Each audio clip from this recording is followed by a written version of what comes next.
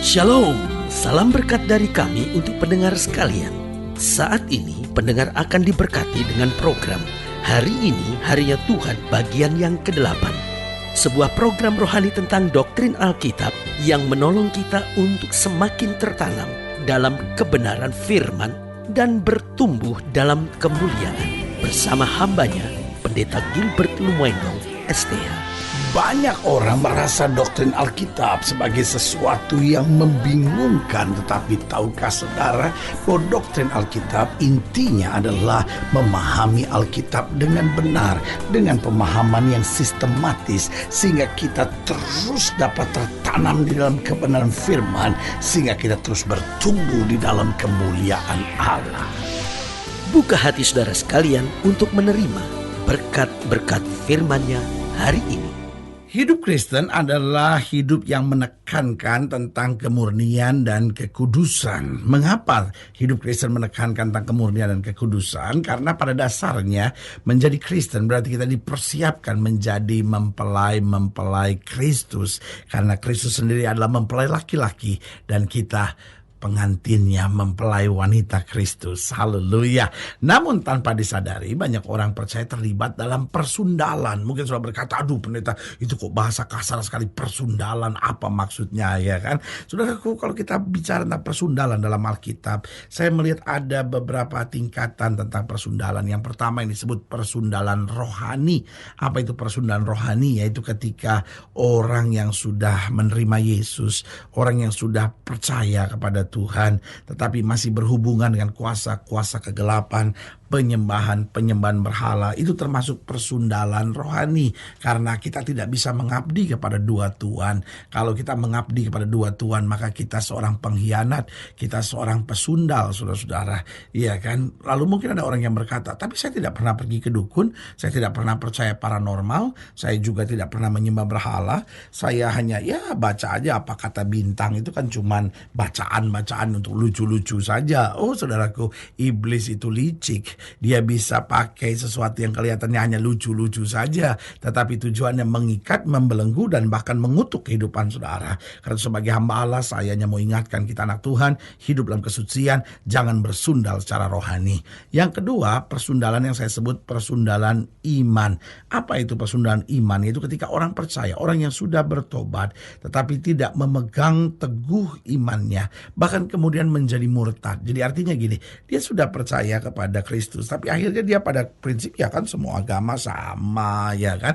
Loh, saya mengerti dari mana kita memandangnya. Kalau kita memandang dari semua agama mengajarkan sorga, betul. Semua agama mengajarkan kebaikan, tidak salah. Semua agama mengajarkan yang benar, ya kenapa kita bilang beda? Kan semuanya sama. Semua agama juga mengajarkan neraka, semua agama juga mengajarkan tentang adanya setan dan adanya Tuhan, ya kan? Semua agama mengajarkan untuk kita harus hidup dalam kebaikan, semuanya baik. Tetapi saudaraku yang kasih dalam Tuhan, kekristenan bukan sekedar agama. Kenapa bukan sekedar agama? Karena agama upaya manusia untuk mencari Allah, tetapi kekristenan mengajarkan bahwa bukan kamu yang mencari aku, tetapi Allah sendiri yang turun menjadi sama dengan manusia untuk dapat menyelamatkan kita. Karena kalau kita mencari Allah, kita tidak akan pernah menemukan Allah. Tapi kalau Allah mencari kita, kita diselamatkan. Nah, kalau kita sudah diselamatkan oleh Kristus, tapi masih dalam konsep kan semua agama sama, ya kan?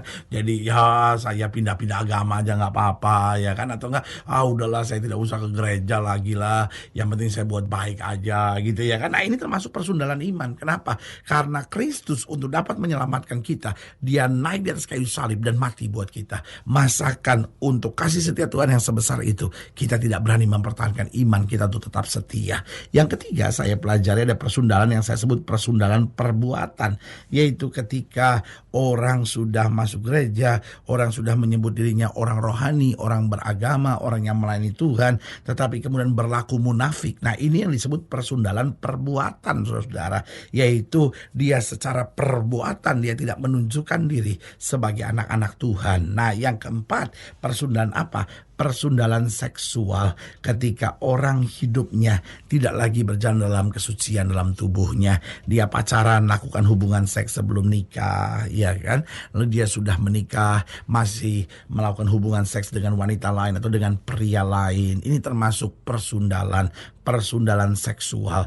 Nah, saudaraku yang kasih dalam Tuhan, Alkitab dengan tegas menyatakan orang-orang sundal tidak punya tempat di dalam kerajaan sorga, tetapi orang-orang yang benar akan senantiasa diselamatkan oleh Tuhan. Haleluya. Selamat datang dalam program kita hari ini, Harinya Tuhan, sebuah program rohani yang kembali mengingatkan kepada kita betapa pentingnya kita menjadikan firman Tuhan sebagai dasar keseharian hidup kita. Karena selama kita jadikan firman Tuhan sebagai dasar keseharian hidup kita, langkah-langkah ke depan kita penuh dengan kepastian, kemenangan, berkat, mujizat, dan perkara-perkara besar. Haleluya. Dan dalam program ini kita memang sedang membahas tentang persundalan. Persundalan di sini mencakup 4 hal yang sudah saya jelaskan, yaitu persundalan rohani, persundalan iman, persundalan perbuatan, dan persundalan seksual. Tuhan mau kita menjadi orang percaya yang hidup dalam kemurnian dan berjalan dalam kekudusan Allah senantiasa. Nah, saudaraku yang kasih dalam Tuhan, dalam pembahasan kita tentang persundalan, kita mau sama-sama lihat dari Yeskiel pasal 23. Yeskiel pasal 23 ayat yang pertama sampai ayat yang ke-12.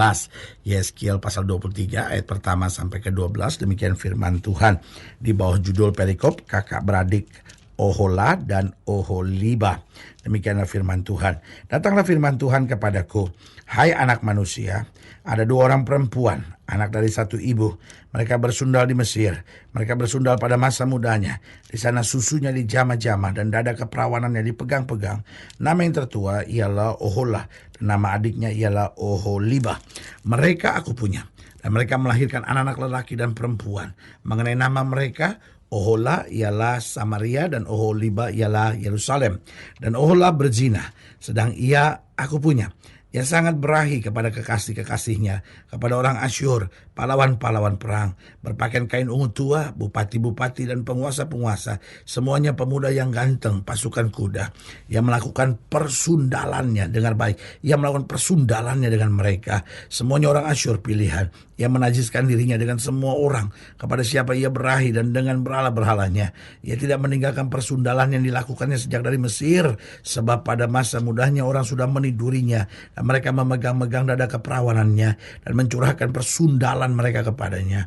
Oleh sebab itu aku menyerahkan dia ke dalam tangan kekasih-kekasihnya, dalam tangan orang Asyur, kepada siapa ia berahi. Mereka menyingkapkan auratnya, anak-anaknya lelaki dan perempuan ditangkap, dan ia sendiri dibunuh dengan pedang. Dengan demikian namanya dipercakapkan di antara kaum perempuan, sebab hukuman telah dijatuhkan atasnya. Walaupun hal itu dilihat oleh adiknya Oholiba, ia lebih berahi lagi, dan persundalannya melebihi lagi dari kakaknya. Ia berahi kepada orang Asyur, kepada bupati-bupati dan penguasa-penguasanya, kepada pahlawan-pahlawan yang pakaiannya sangat sempurna, kepada pasukan kuda, semuanya pemuda yang ganteng. Nah, saudaraku yang kekasih dalam Tuhan, dari sini kita bisa melihat bagaimana Tuhan sedang bicara kepada umatnya bahwa kamu telah bersundal begitu hebat. Tetapi dari ayat-ayat bacaan ini kita bisa melihat bagaimana tanpa kita sadari seringkali kita menjadi orang percaya yang hidup dalam persundalan. Bukan hanya persundalan rohani, persundalan tubuh, persundalan jiwa, dan juga persundalan perbuatan ini. Tetapi saudaraku yang kasih dalam Tuhan, Alkitab buku luar biasa. Dia mengajarkan kepada kita bahaya, tapi dia juga mengajarkan kepada kita bagaimana mencegahnya. Dari ayat-ayat bacaan ini saya bisa melihat bagaimana Tuhan mengajarkan umatnya untuk mencegah diri dari persundalan, baik persundalan rohani, persundalan iman, perbuatan, dan juga persundalan dalam seksual ini. Yang pertama, jaga pergaulan. Diingatkan, kamu tidak hati-hati dalam bergaul. Berarti Tuhan mau kita mencegah dengan apa? Dengan menjaga pergaulan kita. Alkitab sudah bilang pergaulan yang buruk menghancurkan kebiasaan yang baik. Lalu yang kedua yang Tuhan ingatkan, yaitu perhatikan apa yang kita baca, perhatikan apa yang kita tonton. Ini penting sekali. Kadangkala bacaan-bacaan yang kita baca itu sangat mempengaruhi kita. Banyak orang gak ada waktu lagi baca Alkitab. Yang dia baca cuma hal-hal duniawi, yang dia tonton cuma hal-hal yang membuat hidupnya lebih jauh dari Tuhan. Itu sebabnya perhatikan, sehingga kita dibangunkan. Karena apa yang kita baca, apa yang kita tonton sangat mempengaruhi pikiran kita. Itu bukan berarti hidup Kristen gak boleh ini, gak boleh itu. Tetapi saya mau beritahu, berilah tempat lebih kepada firman. Berilah tempat lebih kepada hal-hal yang rohani. Sehingga itu menjadi filter yang baik. Apapun yang kau baca, apapun yang kau tonton, jika tidak benar, difilter oleh firman Tuhan. Yang ketiga, bagaimana mencegahnya? Selalu hidup dengan firman. Karena saya percaya betul, orang-orang yang hidup dengan firman akan berjalan senantiasa dalam kekuatan dan anugerah kasih Tuhan. Dan yang keempat, saya pelajari bagaimana mencegahnya. Jaga perkataan kita. Jangan perkataan-perkataan kita perkataan negatif. Jaga perkataan kita supaya perkataan-perkataan kita jangan perkataan-perkataan yang mengutuk diri kita sendiri, tetapi perkataan yang membangun, yang menguatkan. Nah, pertanyaannya, mengapa kok persundalan bisa terjadi? Yang pertama saya pelajari, seorang bisa melakukan persundalan baik secara rohani maupun secara iman, secara perbuatan dan secara seksual. Yang pertama, karena tidak takut akan Tuhan. Orang kalau takut akan Tuhan, dia takut berbuat dosa. Yang kedua, karena tidak mengerti kehendak Allah dalam firman. Yang dia pikir cuma hal-hal yang menyenangkan buat dagingnya. Dan ini menipu. Tapi kalau orang mengerti kehendak Tuhan dalam firman, maka meskipun berat, dia tahu ini menyenangkan hati Tuhan dan dia menjalankannya. Yang ketiga, mengapa persundalan dapat terjadi? Karena tertipu oleh iblis. Iblis itu licik. Iblis berkata nggak apa-apa, ya kan? Makanya ketika iblis datang kepada Hawa, maka iblis berkata, justru kalau kamu makan buah itu, kamu akan jadi seperti Allah. Nah, tipuan-tipuan seperti ini yang membuat kita, oh ya, jangan-jangan benar, jangan-jangan benar. Dan di situ kita jatuh. Dan yang keempat, mengapa persundalan dapat terjadi? Karena kita tidak punya prinsip. Saya percaya betul hidup Kristen adalah hidup yang tegas. Alkitab bilang kalau mata kanan kamu menyesatkan, cungkillah. Artinya apa? Kita harus belajar punya prinsip. Kalau kita tahu ini benar, lakukan. Kalau kita tahu ini salah, apapun tawarannya, kita harus berani berkata tidak, sehingga kita jalan dalam terang Tuhan. Haleluya. Saudaraku yang kekasih dalam Tuhan, jika saudara yang dilayani lebih jauh, hubungi kami melalui telepon, hubungi kami melalui surat, kunjungi website kami, karena kami ada untuk membawa Bapak Ibu Saudara senantiasa lebih dekat pada Tuhan dan mengalami kasih kuasa mujizat yang luar biasa. Haleluya. Secara khusus melalui program ini juga saya mau berdoa buat setiap saudara yang sakit, setiap saudara yang berbeban berat, karena saya percaya bahwa bagi Allah tidak ada perkara yang mustahil. Nah, saudara yang didoakan secara khusus, boleh taruh tangan kanan di dada dan kita akan berdoa. Mari kita berdoa.